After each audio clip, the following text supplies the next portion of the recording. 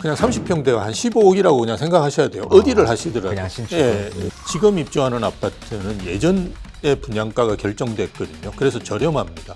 한 5, 6억대 있으시다 그러면 저는 쪽 보시는 게 좋고요. 네. 물론 이거는 갭으로 이제 사시든지 아니면 신생아 특례 같은 것도 가능하실 거예요. 9억대 같은 거 찾으실 수 있거든요. 자, 교수님 요즘엔 예. 뭐 집을 사야지 말지 뭐 예. 이런 고민들 좀 많이 하실 것 같아요. 살려고 하는 게 지금 자꾸 오르고 있잖아요. 그렇죠. 네, 예. 뭐 살려고 하면 뭐 한 집 보는데 뭐 두세 명씩 이렇게 같이 임장도 한다고 하고 뭐 이 상황에서 어떻게 사야 되나요? 아니면 조금 좀 더 기다려야 되나요? 좀 기다리는 거 별로 좋은 것 같지는 않은데요. 주거선호 지역이라든지 좋은 데를 가시려고 한다 그러면 좀 서두르는 게 저는 좋다고 보고요. 근데 그렇지 않고 외곽이다 그러면 아직 이제 그런 흐름이 본격적으로 오지는 않았거든요. 그러면 대출이 조금 조여지는 시점, 하반기 되면 어차피 대출 한도가 다 찰 거고 어느 정도 그죠? 그러면 뭐 가상금리 같은 것도 조금 더 오를 가능성이 있기 때문에 주춤할 가능성이 있거든요. 뭐 그때 움직이셔도 저는 괜찮다라고 보는데요. 그렇지 않고 이제 좋은 데를 생각하신다 그러면 조금 빨리 움직이시는 것도 저는 좋은 것 같다. 왜냐하면 지금 상황 자체가 어쨌든 금리는 계속 떨어질 거고요. 뭐 지금 상황에서 금리를 올린다는 것은 우리나라 경제를 망가뜨릴 수가 있거든요. 그리고 저는 이제 민주당 정부가 들어서서 긍정적인 면도 있다고 봅니다. 어떤 부분이요? 왜냐하면 네. 일단 돈을 많이 풀 거거든요. 이건 추경만 하도 예, 좀 맞습니다. 50조는 이게 보통이 아닙니다. 예전에 우리 코로나 왔을 때 제가 알고 있기로 추경이 2, 30조 정도 됐는데도 분위기가 괜찮았었거든요. 네네. 풀었을 때는. 그래서 이게 뭐 잘못 풀리든 뭐 잘 풀리든 어쨌든 이게 풀리면 그 경기는 괜찮아집니다. 예, 그리고 경제 성장률 측면에서도 보면 뭐 그 민주당에서는 1% 이야기하지만 뭐 0점 몇 프로든 어쨌든 오르거든요. 네. 그래서 분위기는 좋아집니다. 그래서 경기도 내수 경기가 어쨌든 반짝이든 뭐든 조금 윤석열 정부 때보다는 좋아질 가능성은 저는 있다. 라고 보고요. 그렇다 그러면 지금 부정적인 변수는 거의 없다. 그리고 뭐 내년부터 시작돼서 이제 입주 물량이 급격하게 줄어들거든요. 그렇다 그러면 지금 현재 상황 자체는 무조건 사야 되는 상황이다라고 봅니다. 그런데 이제 뭐 자기가 어디를 살지, 그죠? 자기가 가지고 있는 뭐 자금 상황이라든지 내가 집을 또 어디에 가지고 있는지 또는 뭐 몇 채 가지고 있는지 이런 데 따라서 좀 다를 수는 있는데요. 어쨌든 지금은 매입을 하시기에 굉장히 좋은 타이밍이다라고 봅니다. 예. 그래서 선호 지역은 지금 빨리 매입을 하고 약간 외곽 지역은 하반기에 그 대출 규제라든지 예, 맞습니다. 금융을 좀 조임으로 인해서 주춤될 때 조금 조정기에 한번 매수를 좀 검토해봐라. 뭐 이렇게 정리를 해보면 될까요? 예, 우리 상승기라도 항상 이렇게 오르지만은 않거든요. 네, 중간에 한번 이렇게 왔다 갔다 덜컹덜컹하니까. 하니까요. 그 좋은 시점을 딱 잘 잡으시면 저는 좋은 성과가 있을 거라고 봅니다. 예. 네. 요즘 뭐 2030 세대도 부동산 투자 비중이 좀 늘어나고 있는데 예. 이 젊은 층들이 부동산 투자에 대해서 이렇게 적극적인 이유 좀 뭐라고 보세요? 말씀드렸던 여러 가지 이유를 본인들이 다 판단을 하는 것 같아요. 네. 또 우리하고 다르게 2030 세대 분들이 선호하는 지역 자체가 우리가 생각할 때 노도강에 많이 사실 것 같잖아요. 그 비율이 가장 떨어집니다. 서울에서. 2030 세대가 사시는 데들을 보면 일단 관악구는 많습니다. 이게 좀 더 독특한 데라 가지고 강남도 가깝고 그래서 한 40% 정도가 사시고요. 나머지는 우리가 일반적으로 잘 알고 있는 주거선호 지역의 주변부라고 생각하시면 돼요. 그래서 소위 이야기해서 마포, 뭐 그 동작, 성동, 영등포 이런 쪽에 많이 사세요. 그래서 우리가 생각하는 거하고 좀 다릅니다. 집값도 상당히 높을 텐데. 예, 맞습니다. 그렇죠? 근데 여기 이제 임차로 사시기도 하시겠죠. 근데 어쨌든 본인이 이제 사는 지역 자체를 외곽으로는 선호하시지는 않는 것 같아요. 그거는 이제 제가 볼 때는 어차피 결혼하시더라도 직주 건축을 많이 생각하시거든요. 저희 때는 외벌이가 많았는데 이제는 대부분 이제 맞벌이를 하시니까 직장이 대부분 도심에 있지 않겠습니까? 그렇다 그러면 그 배후 지역을 이제 찾으실 수밖에 없거든요. 이제 그런 요인도 있는 것 같고 또는 우리하고 다르게 이제 집을 좀 자기를 나타내는 수단으로 생각하시는 것 같아요. 우리가 명품백을 하듯이 예전에는 외제차를 타듯이. 예, 맞습니다. 그래서 너 어디에 출근해? 강남에 출근한다. 회사는 이야기 안 하고. 그래서 그런 성향이 좀 있으세요. 그러다 보니까 계속 이제 그런 선호하는 주거지 쪽으로 자꾸 이렇게 찾으시는 성향이 분명히 있는 것 같아요. 이제 그런 것들이 반영이 된 것이 아닌가라고 보여집니다. 예. 교수님이 보시기에 혹시 서울에서 내 집 마련을 하려고 하는 2030 세대가 있다. 예. 약간 자산은 부족하지만 혹시 추천해 주시고 싶으신 이런 지역이 좀 있으세요? 저는 지역보다는 지금 입주하는 아파트가 꽤 있습니다. 올해. 지금 입주하는 아파트? 지금 입주하는 아파트. 올 입주장에? 초부터. 예, 맞습니다. 작년 말부터 시작되는 입주장이 사실은 올해나 내년 초 되면 이제 거의 끝나거든요. 그다음부터는 이제 계속 오를 가능성이 있는데요. 그 젊은 분들이 신축을 선호하고요. 지금 대세는 신축입니다.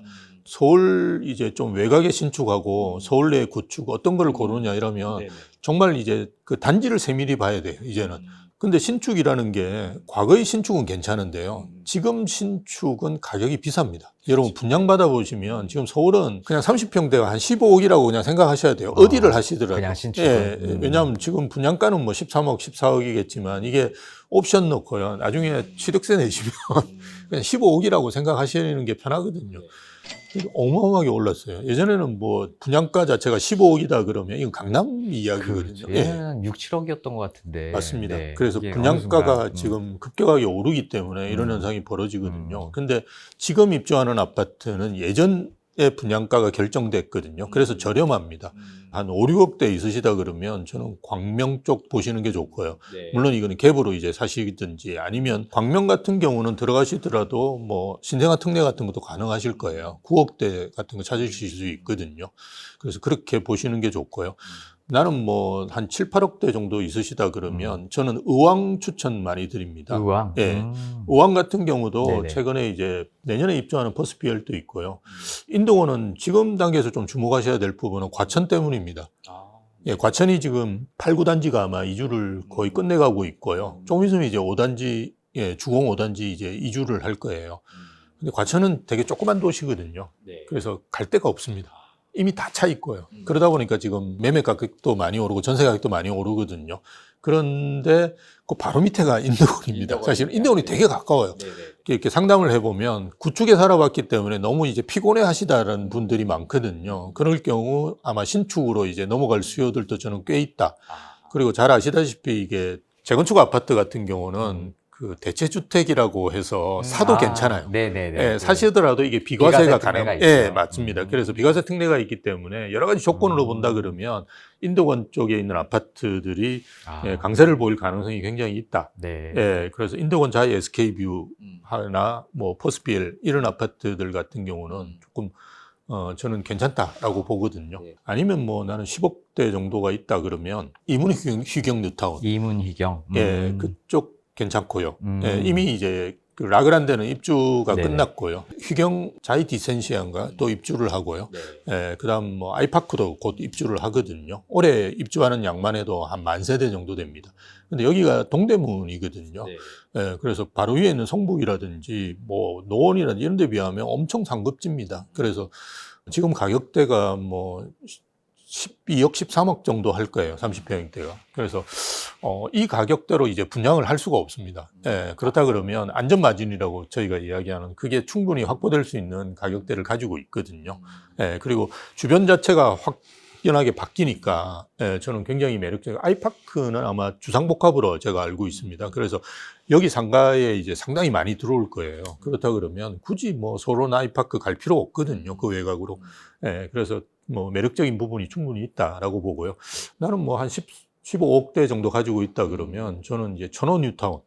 예, 천호 뉴타운 괜찮습니다. 여기가 원래는 천호 텍사스라 그래가지고 별로 좋지 않은 동네였는데요. 지금 가보시면 전혀 그렇지 않습니다. 예, 그리고 천호역은 5호선하고 8호선 이제 더블 역세권이거든요. 한강도 또 바로 이용할 수 있고. 맞습니다. 여기 핵심은 한강입니다. 그래서 대부분 뭐 한 15층 이상만 되면 여기 한강 조망이 가능해요. 아파트들이.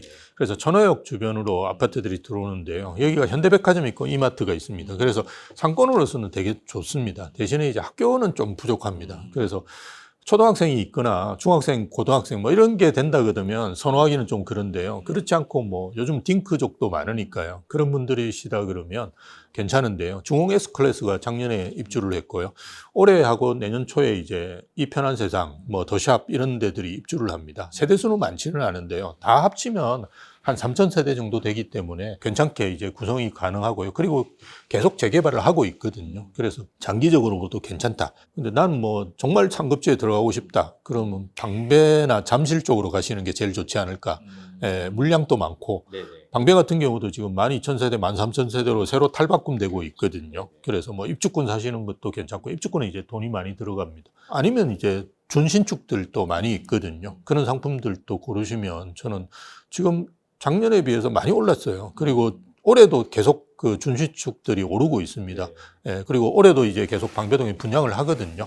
그게 분양할 때마다 분양가가 올라갈 거고, 그러면 옆에 있는 준신축들도 계속 따라 올라갈 겁니다. 그래서 그런 지역들을 선택하시는 것도 저는 좋지 않을까. 예, 그렇게 봅니다. 젊은 분들이 자꾸 강남만 보시니까 살 게 없는데요. 사실은 지금 입주하는 아파트 중에 되게 저렴한 데 많습니다. 광명 같은 경우도 지금 한 5, 6억 대면 방 하나 있는 아파트들, 우리가 초소형 아파트라고 그러지 않습니까? 이런 아파트들을 살 수 있거든요. 근데 저는 그냥 오피스텔이나 연립에 비하면 엄청 이거는 괜찮고, 왜냐하면 3,000세대 대단지 안에 있는 그런 아파트들은 좀 희귀하거든요. 그래서 또 요즘 뭐 대부분 혼자서 오래 사시지 않습니까? 그렇다 그러면 이런 아파트가 저는 곧 주목받을 거라고 보고요. 그래서 가격은 오르실 거예요. 안 되면 뭐 전세나 월세 주면 전월세도 굉장히 잘 나갑니다. 이런 아파트들은. 예. 그러니까 뭐 결국 뭐 내 주머니에 돈이 없어서 그렇지 살 물건은 여전히 많은 거죠. 예. 네. 뭐 이 중에서 혹시 교수님 제일 좋아하시는 혹시 그런 게 있나요? 물론 가장 비싼 게 좋겠지만 그래도 그 금액 대비 난 요건 좀 지금 말씀해 주신 데서 요거 좀 괜찮은 것 같아요. 이런 거 좀 있을까요? 저는 그 경기도에서는 그 뭐 판교 분당, 그다음에 과천이 대장이라고 했는데요. 사실은 지금 입주 물량이 너무 많아서 그렇지 광명도 예전에는 가격대가 굉장히 높은 데였습니다. 아시다시피 광명은 이제 두 군데인데요. 철산역 주변이 강하고요. 그다음에 이제 KTX 역사 쪽도 네네. 완전 그 예, 광명역이네요. 맞습니다. 일직동이라고 하는데요. 그쪽도 사실은 15억이 훌쩍 넘었었어요. 네네. 예전에는. 그래서 굉장히 가격대가 괜찮은 지역이었는데 지금은 많이 눌려 있거든요. 2027년까지 좀 기다리셔야 될 거예요. 왜냐하면 입주가 다른 지역과 다르게 2027년까지 입주가 있거든요. 그래서 조금 시간은 필요하겠지만 그게 끝나면 저는 눌려있던 기간들이 굉장히 오래됐고, 그리고 금액 자체가 많이 떨어져 있기 때문에 작년만 하더라도 이게 마이너스 프리미엄이 네, 있었거든요. 맞아요. 예. 네. 그러니까 저는 훨씬 더 안전 마진이 투자 대비로 본다 그러면 괜찮지 않을까. 예, 그렇게 봅니다. 예. 오히려 이쪽이 예. 지금 눌려 있어서 예, 더 예. 많이 올라갈 수 있다는 그렇죠. 말씀이시죠? 예. 네, 알겠습니다. 여러분 광명이 좋답니다. 저는 되게 좋은 지역이라고 봐요. 예, 그렇습니다. 트리우스 광명이나 이런 게 그 지역 예. 이렇게 돌아다니면 정말 완전히 천지개벽 지금 됐더라고요. 네. 그리고 괜찮다고 생각하는 부분이 말씀하셨던 트리우스 광명이 작년에 5천인가 마이너스 프리미엄이 있었는데요. 지금 거의 한 7, 8천이 올랐어요. 단기간에. 그래서 장기적으로 보더라도 저는 가격 회복은 상당히 빨리 하지 않을까 그렇게 봅니다.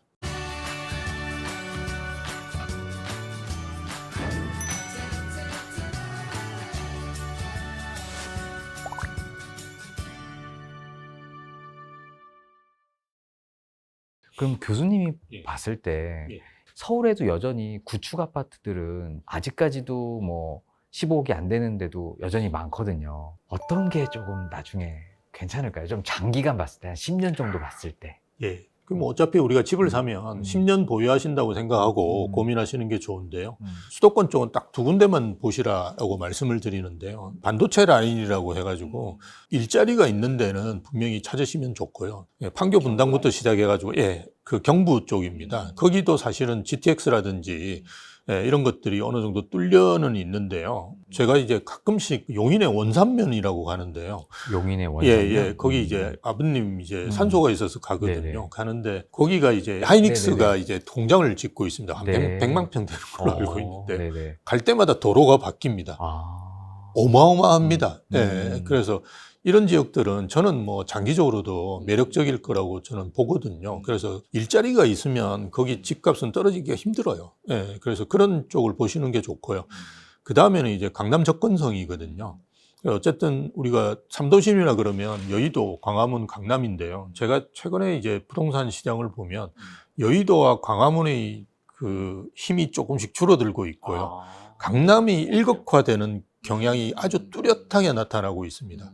물론 제가 여의도와 광화문이 나쁘다는 건 아닌데요. 이게 이제 신축이 계속 들어와야 되는데요. 여의도가 지금 계속 늙어가고 있거든요. 물론 그 가격이 뭐 문제가 있다는 게 아니고요. 계속 이제 가격대는 이제 평당 1억대로 이제 가고 있거든요. 그래서 좋긴 한데 그나마 좋은 신축이 이제 주상복합밖에 없거든요. 이런 거는 이제 또 별로 선호하시는 분이 많지는 않은 것 같아요. 저는 이제 주상복합이 괜찮다고 생각하는데 우리가 가격은 뭐 어쨌든 시장에서 결정되는 거니까요.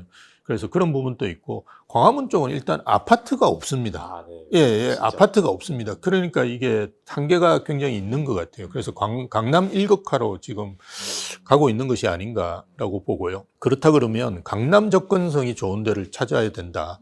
그런데 우리가 이제 접근한다는 건 빠르게 접근하는 걸 원하잖아요. 30분 이내 뭐 이렇게. 예, 맞습니다. 그렇다 그러면 GTX나 아니면 뭐 신분당선도 저는 뭐 서울 주변 지역에서 빠르게 접근할 수 있는 노선이라고 보고요. 그런 노선 주변. 예, 그러니까 GTX다 그러면 뭐 성남역이다 그러면 성남역 주변. 예, 거기서 조금만 멀어져도 이제 가격이 안 오르거든요. 동탄역 같은 경우도 이제 GTX가 뚫리면서 가격대를 보면 동탄역에 딱 붙어 있는 아파트는 가격 흐름이 괜찮았고요. 그 동탄 쪽도 시범단지가 있거든요. 네네. 그 시범단지가 사실은 좀 크긴 커요. 크긴 크지만 거기는 가격이 롯데캐슬하고 차이가 굉장히 많이 났었어요. 그래서 지금 또 사실은 가격대가 회복이 힘든 상황입니다. 그래서 그런 걸 본다 그러면 여기서 그냥 가까울수록 예, 괜찮다.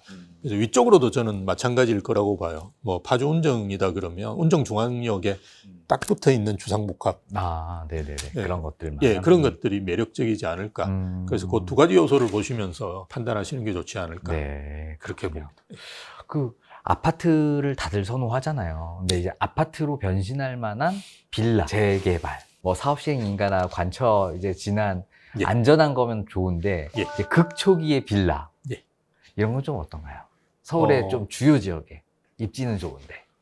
그런 걸 가지고 계신 분이 계세요. 예, 보면 최근에 이제 모아타운 뭐 이런 것들 많이 했잖아요. 네. 근데 뭐 제대로 진행되는 게 잘 없습니다. 저는 하지 말라고 이야기하는데요. 그런데 가지고 계신 분들 같은 경우는 제가 이제 상담하면서 이거는 그냥 증여를 하시라라고 이야기를 합니다. 왜냐하면 지금 가격이 싼데 나중에 가치가 굉장히 높아질 수 있거든요. 왜냐하면 저는 서울에 있는 뭐 그냥 연립이나 이런 것들은 나중에 아파트로 변할 가능성이 굉장히 높다. 왜냐하면 지금 이 공급 절벽 상황을 저는 이제 3년이라고 생각 안 하고요. 한 5년 더 길어질 수도 있다라고 보거든요. 왜냐하면 아파트가 예전에 우리 국토부 장관님이 말씀하셨듯이 빵이 아니기 때문에 이걸 만드는데 최소 5년 그리고 정상적으로는 10년이 걸린다고 보거든요. 근데 지금 우리가 다른 지역보다도 어쨌든 서울이 문제니까요. 서울의 아파트가 지금 공급이 안 되는 이유는 전임 박원순 시장 때문에 그런 거거든요. 그때 인허가를 특히나 뭐 재건축이라든지 재개발 사업에서 안 내줬거든요. 그러다 보니까 지금 문제가 생기는데 박원순 시장 재임 기간을 생각해 보시면 이게 10년입니다. 그러면 10년간 갈 거예요. 그렇다 그러면 서울에 있는 연립은 어떤 방식이든지 아파트로 만들어줄 가능성이 크다. 예, 그렇다 근데 내가 살아있는 동안은 안 될 수도 있다. 그죠? 그렇다 그러면 자녀분한테 물려주시는 게 제일 좋아요. 그리고 싸고 지금 뭐 연립 이런 거는 언젠가는 된다. 특히나 이제 강남 주변에 보면 또 좋은 게 많이 있습니다. 강남은 이제 핵심적으로 될 수 있는 지역이 어디냐 그러면 삼성역 주변이 어쨌든 호재가 제일 많지 않습니까? 그런데 우리가 삼성중앙역이라고 조금만 위로 올라가 보면 연립이란 이런 게 새거가 많이 있어요. 근데 저는 요런 것도 아파트로 바뀔 가능성이 있다라고 보거든요. 그래서 뭐 한 20년, 10년 됐다고 하더라도 어쨌든 자제분한테 사주시면 언젠가는 그게 뭐 몇십억이 되지 않을까. 그래서 그 부의 이전까지 생각하신다 그러면 뭐 그리고 사서 막 이런 걸 하시는 건 좀 부담될 수 있는데요. 내가 가지고 있다 그러면 지금은 그냥 증여할 시기다.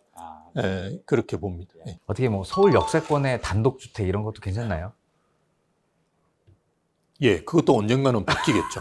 예, 언젠가는 바뀔 거고 서울 역세권의 단독주택인데 어느 정도 평수가 있다 그러면 아마 계속 누가 와가지고 찝쩍거릴 거예요. 아, 개발을 예, 하라고. 예, 네. 그렇죠. 그런 거 몇 개 엮어가지고 뭐 할 거거든요. 분양할 그래서 수 있으니까. 예, 네네. 그 우리가 소위 집장사라고 그러는데 그런 분들이 한 몇 개 해가지고 연립 짓기도 하고 이러거든요. 그래서 그리고 연립이나 뭐 오피스텔 이런 부분들도 저는 뭐 규제 완화가 상당히 들어가지 않을까. 왜냐하면 6개월 내로 집을 지을 수 있거든요. 연립은.